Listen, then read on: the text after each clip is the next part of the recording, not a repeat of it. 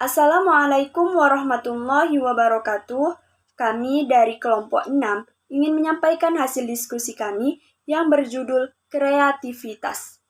Di sini, saya sebagai pemateri pertama akan menjelaskan tentang hakikat kreativitas. Nah, mengapa sih kreativitas merupakan aktivitas mental? Kreativitas merupakan aktivitas mental karena berkaitan dengan pemahaman manusia terhadap lingkungan secara terus-menerus dengan penuh ketekunan dan kesabaran yang menghasilkan berbagai ide, temuan, cara-cara baru, dan berbagai tindakan yang merupakan terobosan bagi suatu perubahan yang sangat bernilai dan bermakna bagi manusia dalam mengembangkan, mengatur, dan mengendalikan lingkungan sehingga memberikan manfaat bagi kehidupan manusia dan lingkungan sekitarnya. Selanjutnya itu adalah berbagai pandangan tentang kreativitas. Jadi di sini ada pandangan behaviorisme. Menurut pandangan ini, kreativitas merupakan suatu kemampuan yang bersifat genetik yang berkembang karena pengaruh yang diterima oleh individu dari lingkungan di sekitarnya. Nah, yang kedua itu ada pandangan psikoanalisis. Menurut pandangan ini, kreativitas merupakan bagian dari kepribadian. Selanjutnya itu adalah pandangan humanisme. Menurut pandangan ini, kreativitas adalah sebagai salah satu aspek kepribadian yang berkaitan dengan aktualisasi diri kita sendiri. Yang keempat itu ada pandangan kognitivisme, yaitu kreativitas sebagai suatu proses mental yang terjadi pada waktu manusia memahami lingkungannya dalam memecahkan berbagai masalah yang dihadapinya.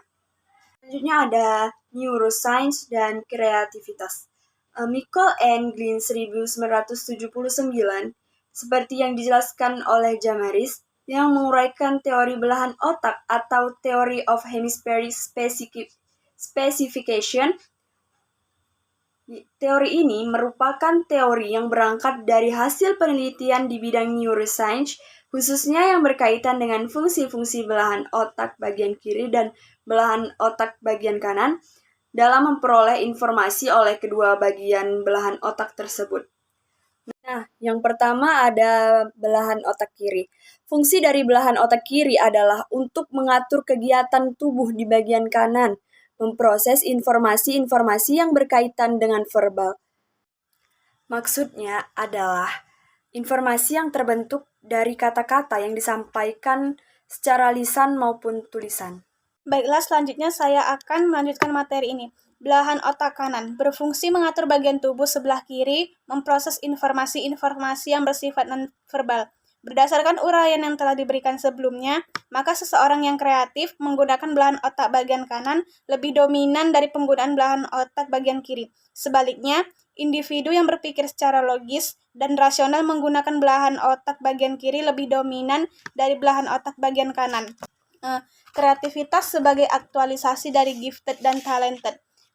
Seperti yang dikemukakan oleh Jamaris, bahwa aktualisasi tertinggi dari individu yang dikelompokkan ke dalam individu gifted dan talented, yaitu individu yang memiliki IQ 130-150 ke atas. Model integratif pendapat Clark tentang kreativitas itu ada 1 berpikir, 2 intuisi, 3 kepekaan, 4 kecerdasan emosi. Berpikir sendiri itu kesadaran untuk berpikir nasional yang dikembangkan melalui kegiatan yang dilakukan secara sadar. Intuisi sendiri kemampuan dalam memadukan berbagai kemampuan berpikir yang ada di alam bawah sadar yang diungkapkan secara tidak sadar dalam pemecahan masalah. Kepekaan sendiri kemampuan dalam mengaktualisasikan atau memfungsikan kemampuan berpikir tingkat tinggi dalam memecahkan masalah atau menciptakan suatu produk yang baru yang memanfaatkan dan diterima oleh orang lain. Kecerdasan emosi adalah keuletan dan kesabaran untuk menghadapi berbagai ketidakpastian. Keteguhan dalam mempertahankan ide dan produk yang dihasilkan. Selanjutnya, ada aspek-aspek yang mempengaruhi kreativitas. Ada 1 aspek kognitif, yaitu kemampuan kognitif atau kemampuan berpikir adalah salah satu aspek yang berpengaruh terhadap munculnya kreativitas seseorang. Yang kedua itu aspek intuitif dan imajinatif. Kemampuan intuitif dan imajinatif yang ada di alam bawah sadar dalam mengolah informasi secara holistik merupakan aktivitas yang dilakukan oleh belahan otak bagian kanan yang menghasilkan kreativitas. Yang ketiga, ada aspek kepekaan dalam penginderaan. Ini sendiri kreativitas dipengaruhi oleh kepekaan dalam penginderaan, kemampuan dalam menggunakan panca indera secara peka. Kepekaan ini menghasilkan seseorang dapat menemukan sesuatu yang tidak dapat dilihat atau tidak disadari oleh orang lain.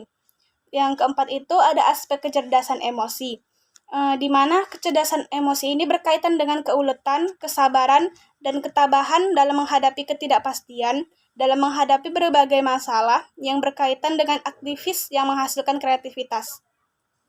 Selanjutnya itu ada karakteristik kreativitas. Guilford menjelaskan bahwa kreativitas adalah hasil kerja dari perpaduan antara berpikir divergen, berpikir konvergen, dan berpikir evaluatif. Kreativitas dapat didefinisikan melalui flexibility atau kelenturan, fluency atau kelancaran, originality atau keaslian, elaboration atau perluasan, dan sensitivity. Flexibility sendiri itu kemampuan dalam memilah berbagai konfigurasi informasi yang berkaitan dengan klasifikasi, relasi, dan sistem yang berbeda-beda dan mensintesisnya ke dalam berbagai alternatif untuk memecahkan masalah atau menghasilkan sesuatu yang baru. Fluency sendiri itu kemampuan menjelaskan hasil yang diperoleh dari berbagai alternatif yang digunakan dalam memecahkan masalah. Kalau originality itu adalah kemampuan untuk menghasilkan berbagai transformasi informasi yang secara orisinil ke dalam berbagai bentuk penerapan yang sesuai dengan pemecahan masalah yang belum dilakukan sebelumnya. Elaboration adalah bentuk perluasan dari suatu informasi yang diterima sehingga menghasilkan sesuatu yang baru berdasarkan apa yang telah ada sebelumnya. Kemudian ada sensitivity itu sendiri adalah kemampuan dalam mengevaluasi berbagai ketidaksesuaian atau berbagai ketimpangan yang ada. Hasil evaluasi tersebut digunakan untuk melakukan perbaikan dan peningkatan. Kreativitas dan pengembangan kemampuan kognitif anak usia taman kanak-kanak. Ditinjau dari pengembangan kognitif anak usia taman kanak-kanak atau anak yang berusia 4-5 tahun berada dalam fase pra-operasional. Perkembangan kognitif pada masa ini ditandai dengan kemampuan anak-anak melakukan yang berkaitan dengan representasi mental, yaitu kemampuan untuk menghadirkan benda, objek, orang, dan peristiwa secara mental. Hal ini berarti bahwa anak telah memiliki kemampuan untuk membayangkan berbagai benda, objek, orang, dan peristiwa di dalam pikirannya walaupun semua hal tersebut tidak hadir secara nyata di hadapannya. Kemampuan ini disebut dengan kemampuan simbolik.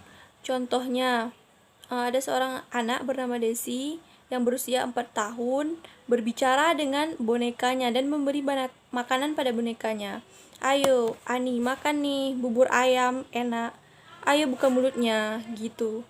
Implikasi berpikir simbolik dalam mengembangkan kreativitas anak. Yang pertama ada memberikan berbagai kesempatan untuk kemunculan perilaku yang kreatif. Jadi di taman kanak-kanak itu harus ada wahana permainan yang menarik untuk memunculkan berbagai fantasi dan imajinasi yang diinginkan oleh anak tersebut. Yang kedua, memperlihatkan pada anak bahwa fantasi dan imajinasi yang ditampilkannya memiliki nilai-nilai tertentu. Yang ketiga, meminta anak untuk menceritakan tentang fantasi dan imajinasinya. Misalnya menanyakan pada anak apa yang digambarkannya, mengapa ia menggambarkan lukisan tersebut. Yang ketiga ada meminta anak. Yang keempat, hindari memberikan contoh dan mengarahkan pemikiran anak kecuali memang sangat dibutuhkan. Biarkan anak menentukan kegiatannya sendiri dengan cara-cara yang dipilihnya sendiri. Mengemas kreativitas dan kemampuan berpikir simbolik dalam pengembangan kemampuan dasar IPA anak di taman kanak-kanak. Ilmu pengetahuan alam pada hakikatnya sudah dapat ditanamkan pada anak sejak usia dini. Alasan yang mendasari hal ini adalah bahwa anak sejak lahir sudah mengenal alam dengan cara-caranya sendiri. Pengenalan alam dilakukan anak dengan berbagai aktivitas sensomotorik yang dilakukan sejak lahir sampai usia 2 tahun. Pada masa ini, anak mengenal alam dengan menggunakan kemampuan panca indera yang dimilikinya, yang selanjutnya diikuti dengan melakukan kegiatan motorik. Misalnya melihat benda, lalu berusaha menjangkau benda yang melihatnya, menggenggam, menghisap, dan mencium, serta berbagai aktivitas lainnya. Melalui kegiatan ini, secara perlahan anak memahami karakteristik alam yang ada di sekitarnya, seperti susu panas, susu dingin, gitu. Yang pertama, strategi pengembangan kemampuan dasar IPA di TK. Pengembangan kreativitas anak di taman kanak-kanak perlu dikemas dengan strategi tertentu yang dapat mendorong munculnya kreativitas anak. Kegiatan ini dimulai dari membedakan ciri-ciri suatu objek dengan objek yang lainnya, mengelompokkan objek yang memiliki ciri-ciri yang sama dan memberikan label. Yang kedua, strategi pengemasan kreativitas dan kemampuan berpikir simbolik dalam pengembangan kemampuan dasar IPA di TK. Yang A, ada pemanasan, yaitu keterbukaan terhadap ide-ide dan pemikiran baru.